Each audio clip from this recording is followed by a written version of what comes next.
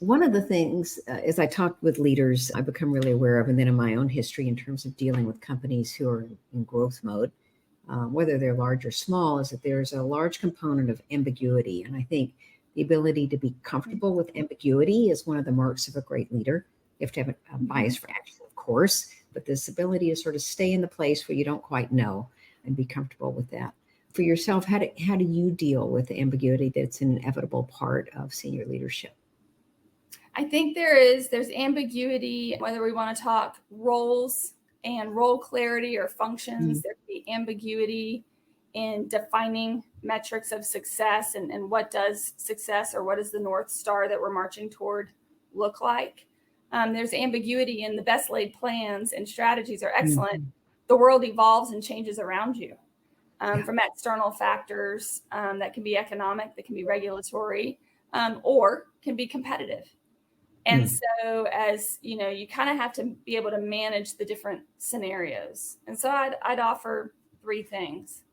One is the leadership ability to be very clear about here's the North Star vision of where we're marching. We're not exactly sure on how we're going to get there yet, but we know we're headed in this direction and success looks like fill in the blank. And provide the guardrails for the team to go march down that path and learn with them.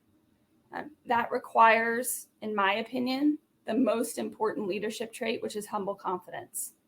You have to have the confidence to lead, to set that vision, the confidence that things won't go exactly as expected, but you can adjust course. We had a leader that I was able to work for that said, fail fast, adjust course faster.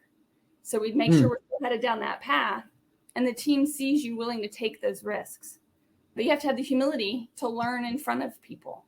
You have to have the humility to appreciate just because you're the leader doesn't mean you have all the skills or all the insight or knowledge or context to lead the whole team. It's why you have a team.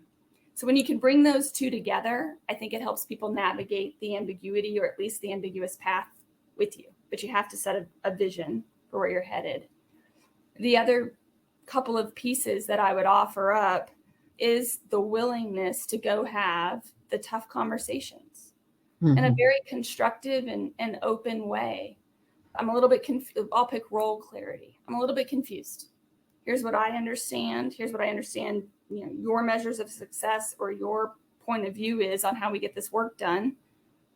Let's talk about how this benefits the business, benefits the customers, and where's the best place for the work. We can let the rest go. That tends to be places where if it's ambiguous, it gets very contentious, becomes emotional quickly. So learning to have those objective, constructive dialogues, I think are critical to managing ambiguity. And bringing it back to the higher level goal, what's best for the business, is 100% the place to start in my book as well. That's right. Common goals. And if we can get there, we can let the conflict resolution or the ambiguity work itself out, but agree on what we're all trying to accomplish. Yeah. Wonderful. Well, a lot of gold in those comments around ambiguity.